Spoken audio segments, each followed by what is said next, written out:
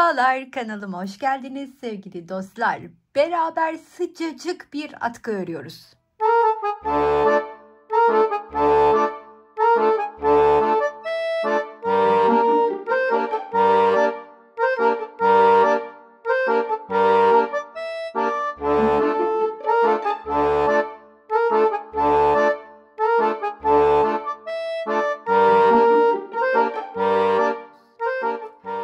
Bu atkı için tercih ettiğim ipler simli ve moher karışımı olan ipler. Siz de evinizde bulunan yünlü iplerinizle örebilirsiniz. Bu atkıda kullanmanızı tavsiye edeceğim ip grubu benim size önerim yünlü olanlardır. Sıcak tutması açısından, ama çok fazla yünlü ürün kullanamayanlar için koton iple de çalışılabilir. O zaman vereceğim ölçüleri dikkate almalısınız. Şimdi ben burada 6 sıra ördüğüm motifleri birbirine ekleye gidiyorum. Hanım dilendi tekniğiyle. Kullandığım iplere göre en uygun numara 6 milim tığ oldu. İplerimin kalınlığını gösterecek olursam şöyle bakın, burada 2 kat ip, 2 kat da simim var. Simin biri kaçmış, hemen alalım, şöyle göstereyim size. Katı şöyle 2 kat sim olarak kullanıyorum. Diğerinde ise kendinden simli ve moher bir ip karışık. Ben ince kaçtığı için 2 kat kullanıyorum. Diğerini sarım olarak o şekilde yaptırmıştım. 6 sıra örüyorum demiştim. 6 sırada motiflerim 18 santim. Birleştirme şeklinde şu şekilde yapıyorum. Şimdi aynı mesela bu şekilde örüyorum. Birinin ortasını bejle başladımsa diğerinin ortasını bordoyla başlayarak birbirlerinin bir ondan birbirine ekleye ilerliyorum. Eklerken de son sırasında birleştirme yapıyorum. Son kenara geldiğimde. Şimdi onu göstereceğim size. İlk olarak motifimizin beraberce yapımına başlayalım. Toplamda 12 adet motifle yapacağım. 18 santimlik motiflerden 12 tane benim istediğim ideal ölçüye erişiyor. Şimdi bunu ortası bejli olduğu için sırada ortasını kremle çalışmam gereken motif var. Onun için hemen ne yapıyorum? Hanım dilendi motifini birçoğunuz biliyorsunuz, ama en azından şu ilk 2 sırasını bir göstereyim istedim. Kendi ördüğüm teknikle ipi parmağıma doladım. Hemen doladığım orta kısmına batıyorum. İlmeğimi çıkarttıktan sonra bir zincir çekip yükseliyorum. Şöyle etrafını da dolandırıp üstüne alıyorum. Sizler burada zincir çekerek yükselebilirsiniz. Sihirli halkadan geçip dibine batıyorum. İlmeğimi çıkartıp tığdaki her iki ilmekten de arkasından dolandırıp ilk yalancı ikili trabzanımı örüyorum. Dediğim gibi sizler burada 3 zincir de çekebilirsiniz. Boşluğun içine yanına 2 tane ikili trabzan örüyorum.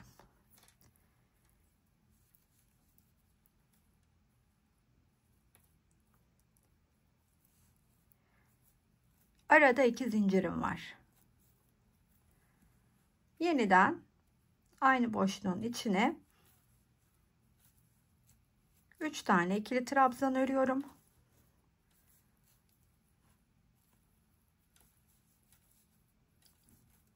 İki zincir çekiyorum. Şöyle biraz halkayı küçültelim. Halkanın içine batıp 3 tane ikili trabzan daha örüyorum.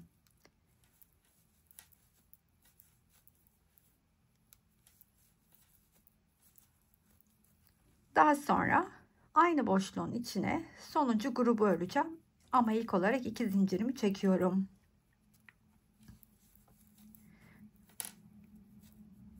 Bir, 2 ve 3. Şimdi halkayı güzelce kapatacağım. İyicene. 2 de zincirimi çekip bu arkadan gelen ipleri şöyle yukarı doğru alıyorum. Burada en başta ördüğüm ikili trabzanın tepesine batıyorum. İpleri üstüne alıyorum arkadan gelen. Daha sonra ilmeğimi çıkartıp tığımdaki ilmekten de çıkartıyorum. Ve şöyle güzelce ne sıkıştırdıktan sonra kesiyorum. Bu kestiğim artan ipleri, onları arkaya alıp ilk önce şu ikisini birbirine güzelce bir düğüm yapıyorum. Akabinde hemen ilmeklerimin arasından arkaya alarak, bakın şunu da mesela arkaya ilmek arasından ince bir tığ geçtim, fark ettinizse. Gizleyip geliyorum hemen. Sıra ikinci rengimizde. İkinci sırayı onunla öreceğim. Hemen ilk olarak bezimle ilmek çıkartıyorum.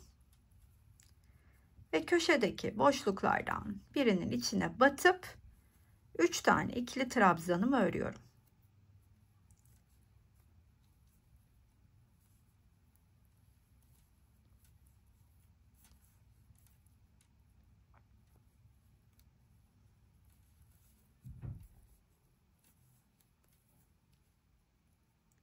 Şimdi ilk köşeye ilk önce bir grubu ördüm. Diğer köşedeki boşluğun içine yine bir tane grubumu örüyorum.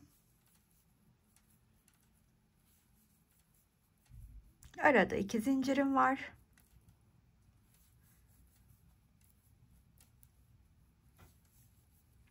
Üçe tamamlayacağım sayıyı. Hiç arada zincir çekmeden diğer köşeye geliyorum. Buraya da 3 tane ikili trabzanımı önce örüyorum.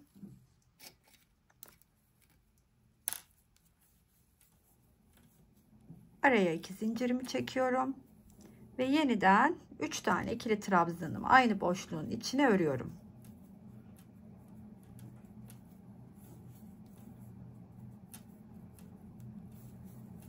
Hiç zincir çekmeden diğer köşeye de geliyorum.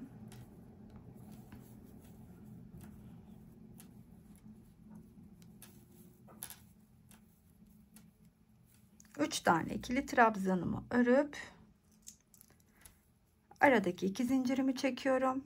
Yeniden aynı köşenin içine 3 tane ikili trabzanımı örüyorum.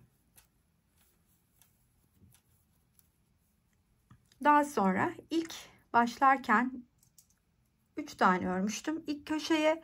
Şimdi oranın diğer üçlüsünü öreceğim. Ve hemen diğer renge geçmek için 2 zincirimi çekip ilk ördüğüm trabzanın tepesine batıyorum. İlmeğimi içinden çıkartıp şöyle güzelce de sıkıştırıyorum.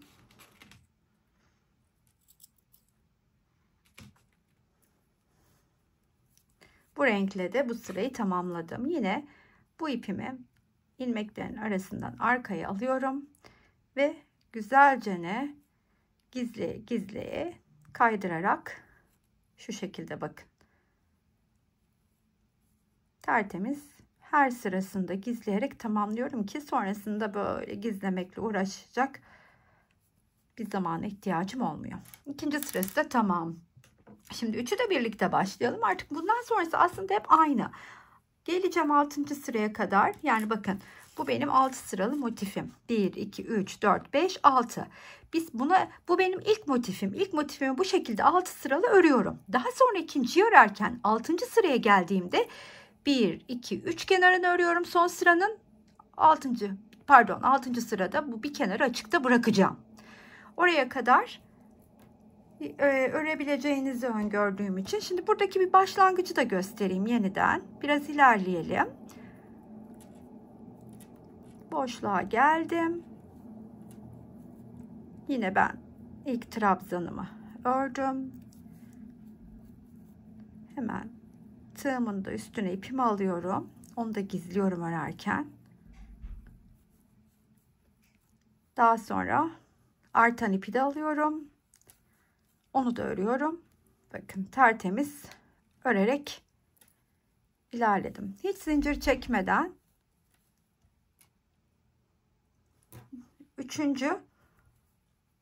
aradaki boşluğa 3 tane ikili trabzanımı örüyorum. Yine arada hiç zincir çekmeden köşeye geliyorum. Yani bir tek zinciri köşelerde kullanıyorum. O kadar aralarda ihtiyaç gerekmediği için çekmiyorum. Ancak elinizden zincir çekerek daha güzel düştüğünü düşünüyorsanız tabii ki çekebilirsiniz. Bakın burada 2 tane zincirimi çektim.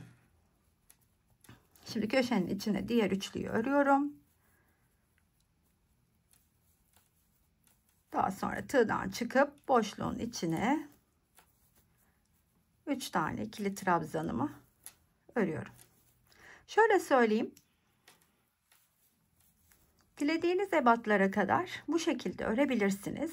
Yani 5, 6, 7 kaç sıralı yapmak istiyorsanız. Şimdi ben bunu 6. sıraya kadar ilerleyeyim. 6. sırada bir kenarını açıkta bırakıp geliyorum. Diğer motife nasıl birleştiğimizi görelim. İlk motifimiz tamamdı. Şimdi ikincinin de bakın. Son 6. sırasında bir kenarını açık bıraktım. O kenara geldiğimde köşedeki boşluğa 3 tane ikili trabzanımı örüp 2 tane zincir çekiyorum. Daha sonra tığımdan çıkıp burada bitmiş olan motifin köşesine batıyorum ve hemen içinden ilmeğimi çıkartıp 1 2 zincir çekiyorum. Sonrasında tekrardan bu köşe boşluğuna gelip 3 tane ikili trabzanımı örüyorum. Bir zincir çekip tığdan çıkıyorum. Sıradaki boşluğa batıp hemen ilmeğimi çıkartıyorum. Bir zincir çekip tığın üstüne ip alıyorum. Buradaki boşluğun içine 3 tane ikili trabzanımı örüyorum.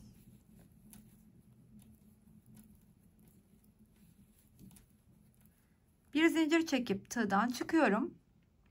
Karşıdaki boşluğun içinden ilmeğimi çıkartıp bir zincir çekiyorum. Tekrardan boşluğa geldim. 3 tane ikili trabzanımı ördüm. Bir zincir çekip tığdan çıktım ve boşluğun içinden yeniden ilmeğimi çıkartıp bir zincir çektim ve sıradaki boşluğa gelip 3 tane ikili trabzanımı örüyorum.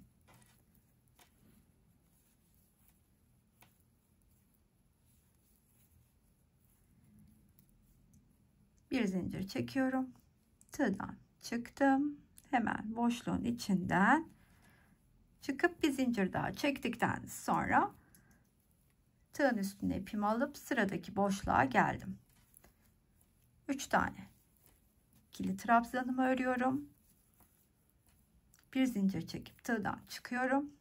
Hemen tam karşısındaki boşluktan ilmeğimi çıkartıp bir zincir çekiyorum ve artık finalde, yani ekleme kısmının finalinde bu köşeye 3 tane örerek başlamıştım. 3 tane diğer ikili trabzanımı örüp 2 zincir çekiyorum. 1 2.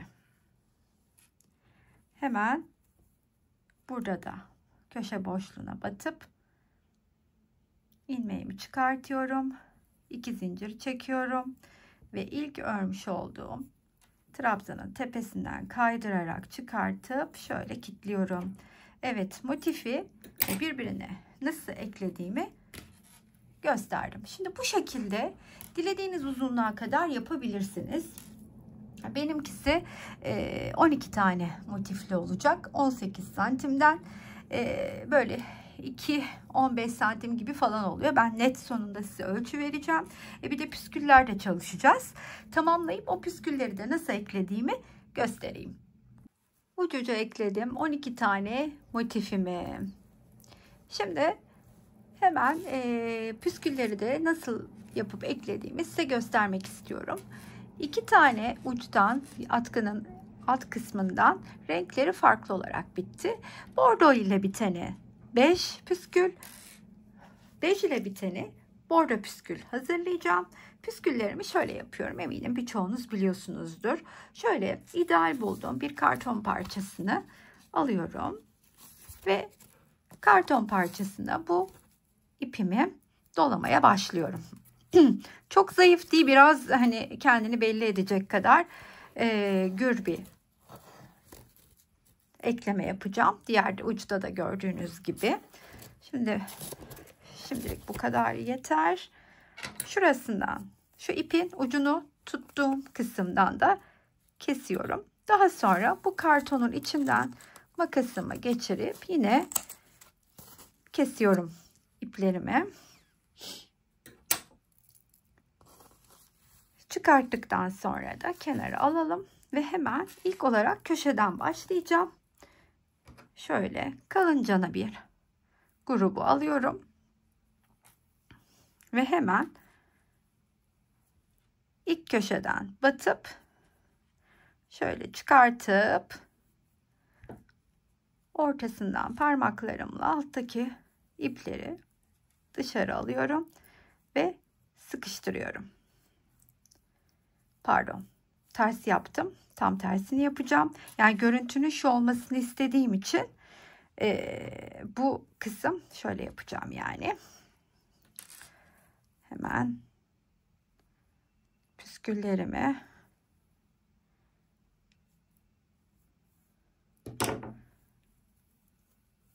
dışarı doğru aldım. Şu kısmı ön tarafta bırakmak istiyorum çünkü. Daha sonra yeniden diğer bir grubu alıyorum. Onu da sıradaki hemen üçlerin ortasından çıkartıp, bakın üstten aldım. Ön yüz bana bakarken şöyle aynı boya getiriyorum, hizalıyorum.